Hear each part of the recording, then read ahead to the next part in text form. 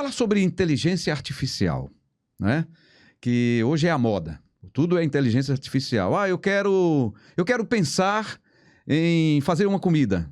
Só pensar, você já vai buscar a inteligência artificial para ela pensar para você.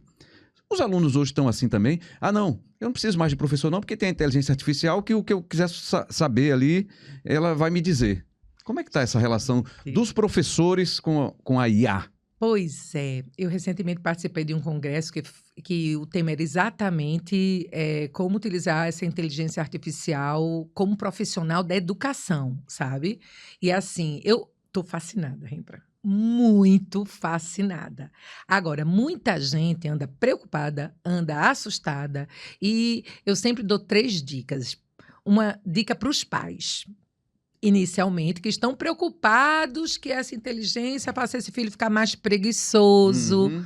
Agora, eu quero que esses pais pensem o seguinte: se no colégio, na época de vocês, não existia inteligência artificial, mas você se preocupava com aquele colega que copiava, ou dizia assim, peraí, deixa eu ficar no teu grupo, só vou assinar a participação, não é? Sempre existiu isso. Um pouco mais recente, o copia e cola. Sim. A inteligência artificial, ela tem que ser pensada como uma ferramenta e não como uma autoridade. Ela é fantástica no sentido de que você vai, como professor, por exemplo, melhorar a qualidade da sua aula. Diminuir o problema que é preparar questões, elaborar temas de redação. Minha gente, com um simples comando, ela prepara quantas questões objetivas você quiser. Você imagina o tempo que um professor leva para montar uma prova de 20 questões no final de semana dele. E agora, o grande segredo é o seguinte: há 2 anos e meio, eu pedi ao ChatGPT para ele escrever uma redação. Eu dei o tema da redação e eu pedi uma redação nota 1000 de um tema que eu sugeri. Sim. Em segundos sai a redação. Eu dei 680. Que diferença. Há 2 anos e meio. Mas só que quando eu olhei as falhas, eu observei que a falha não foi dele, foi minha, porque eu não dei o comando específico. Porque o segredo da IA é o comando. Por isso que se fala muito de engenharia de comando, que é fundamental. Eu ajustei, em lugar de pedir, escreva uma redação, nota 1000 sobre o tema para a banca do Enem. Aí eu disse assim, escreva uma redação sobre o tema tal, o mesmo tema, com 2 teses argumentativas, apoie as teses com repertório sociocultural variado e apresente soluções para as 2 teses com agente, ação, meio, objetivo e detalhamento. Olha o comando. Quanto mais detalhes, mais precisão. De 680, eu dei 960. Ainda não foi 1000, porque ela repetiu palavras. Aí eu pedi o mesmo texto, evitando repetições desnecessárias. Chegou ao 1000, a nota 1000? Chegou ao 1000. Então, assim, do mesmo jeito que para a redação era preciso um comando específico para atingir o objetivo desejado, o professor que pede a elaboração da questão, o profissional que pede a redação de um relatório ou de, sei lá, uma sentença, ele precisa dar os comandos. Por isso que eu digo, a gente não precisa se assustar. Os pais devem acompanhar os filhos para que eles não deixem de investir em leitura de qualidade. Os alunos têm que usar a ferramenta de forma correta, adequada. E os professores precisam se atualizar, porque eles precisam contar com essa grande ferramenta, que é uma grande aliada da educação. E é um caminho sem volta, viu, Rembrandt? Essa história de que, não, eu vivo sem isso. Não. Eu ainda estou resistindo um pouco, mas... Você vai se dobrar, Rembrandt. Tenho que me dobrar, né, professor? Você vai se dobrar. E depois você vai se apaixonar também, viu? Mas me diga uma coisa. Por exemplo, um professor que no fim de semana disse, não vou perder meu fim de semana elaborando uma prova de 20 questões, vou pedir para a inteligência artificial. Aí vem a prova com as 20 questões. Mas você tem que supervisionar. Você tem Com certeza. Não pode dizer assim, entregou aqui, tá, e daqui eu já vou passar para o aluno, né, professor? Olha, nesse exemplo que você deu é perfeito, porque como ele está solicitando questões objetivas, aí ele vai precisar rever, principalmente, os comandos e as alternativas, que às vezes surgem falhas, e aí você vai pedir a correção, mas é muito mais rápido do que você elaborar tudo. Perfeito. E no caso, por exemplo, de um professor que elabore uma apresentação, ou um conferencista, um palestrante, Você vai falar sobre sua atividade profissional no congresso tal. Você pode pedir à plataforma da IA, você vai colocar os tópicos e ela vai criar os seus slides. Mas o mais importante é que você precisa lembrar que a autoridade é você. Então, personalizar. Falar, não, troca essa cor, mude essa fonte. Você personalizar da sua cara. Então, porque se a gente pensar que todo mundo vai usar a IA, vai virar um padrão que a criatividade, que a personalidade não vai aparecer. Não vai ter mais texto autoral. Mas se você a utiliza como ferramenta, você vai ser o autor do seu trabalho. Então, é pedir com o comando certo, mas interferir na entrega, personalizando do jeito que você quiser e, principalmente, revisando. Revisar é fundamental, né? Sempre. Ler ainda é a melhor forma para escrever, professora? Sempre. Isso é insubstituível.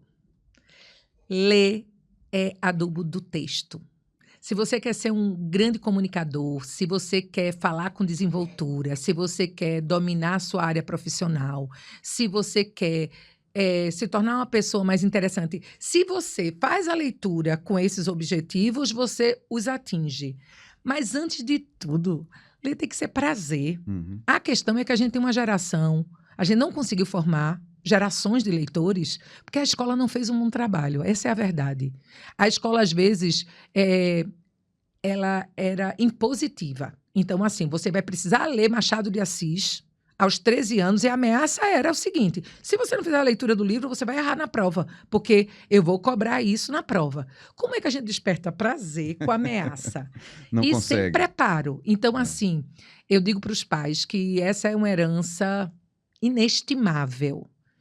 Investir em leitura e deixar os filhos lerem gibi, que é a melhor coisa do mundo. Sabe por quê? Você pode passar anos lendo gibi, depois passar para o anime. Daqui a pouquinho você vai querer outra coisa. Então, não ache que gibi é superficial. Nosso Maurício de Souza, ele tem uma postura inclusiva. Ele faz a gente combater preconceito linguístico quando ele coloca um Chico Bento falando com aquele jeitinho da roça. Ele coloca a personagem cadeirante. Então, assim, deixa ler o que ele gosta muito, porque depois ele vai partir para o Policial de Agatha Christie. Mas ninguém vai começar a gostar de ler lendo Clarice Lispector e Machado de Assis. Tem um processo, sabe? Então, investir em leitura ainda é um grande caminho. E nesse avanço tecnológico, a leitura está muito fragmentada, a gente pula de uma coisa para outra e não aprofunda, todos nós temos que nos policiar. Se a gente não se policia, a gente também superficializa o conhecimento e as discussões. Qual é a sua opinião sobre essa escrita de gênero que se fala agora? É menine, é todes, é elo e tal. Isso tem sido utilizado, né, em alguns nichos. E eu até vi, acho que algum vídeo que rodou aí recentemente, uma discussão, não sei se em Mato Grosso do Sul, de um prefeito de uma cidade contestando lá alguém que subiu ao palco para fazer uma defesa e aí utilizou essa escrita. E aí foi, né? Qual é a sua opinião sobre isso? A senhora tem acompanhado isso? Tenho. É a chamada linguagem neutra. Agora, o que eu acho interessante, eu super respeito, mas eu não concordo. Mas deixa eu explicar para ficar muito claro. Eu entendo a dor do outro, que não se identifica, por exemplo, com determinado gênero e que, por isso, pede a criação dentro dessa língua, que é esse elemento vivo, para se sentir incluído. Isso é legítimo, a gente precisa respeitar. Mas a nossa língua é tão vasta, Rembrandt, que a gente pode respeitar qualquer que seja o gênero com o próprio vocabulário que a gente já tem. Então, por exemplo, você não quer falar aluno, aluna, não cria alune, chama de estudante. O diretor, a diretora, a diretoria. Sabe como é que é? A gente tem na própria língua caminhos para que você se identifique. E tem uma questão. Por que que eu não concordo, embora eu reconheça a necessidade de sermos empáticos, acolhedores e entendermos a dor do outro? Porque quando você fala todes, Pense numa pessoa surda e que não domina Libras. Lê lábios. Quando ela começar a ler todos, ela não vai entender. Então, a gente está excluindo uma população que, por si só, já tem suas necessidades. Então, eu sempre digo que eu não concordo, porque, primeiro, não acredito que a gramática acolha isso para transformar em norma culta. Porque não há uma necessidade, já que a gente tem um vocabulário tão vasto, para acolher todos os gêneros sem provocar feridas.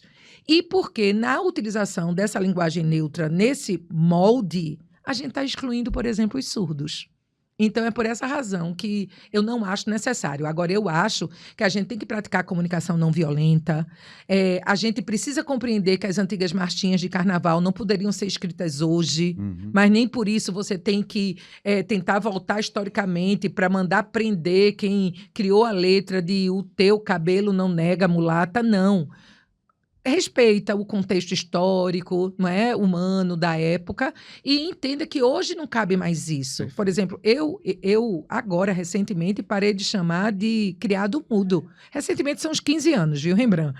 Mas, assim, há uns 15 anos eu me dei conta que criado mudo é uma expressão escravocrata. Sim. E aí passei a só usar a mesinha de cabeceira. Mas ouvi tanto tempo meu avô usar o verbo denegrir, falar a coisa tá preta. Hoje eu compreendo que a gente precisa se policiar, mas essa comunicação, que não pode ser violenta, que tem que ser inclusiva, que tem que ser empática, também não precisa exagerar para atender para uns modismos que excluem grupos que são também tão maravilhosos quanto todos os demais.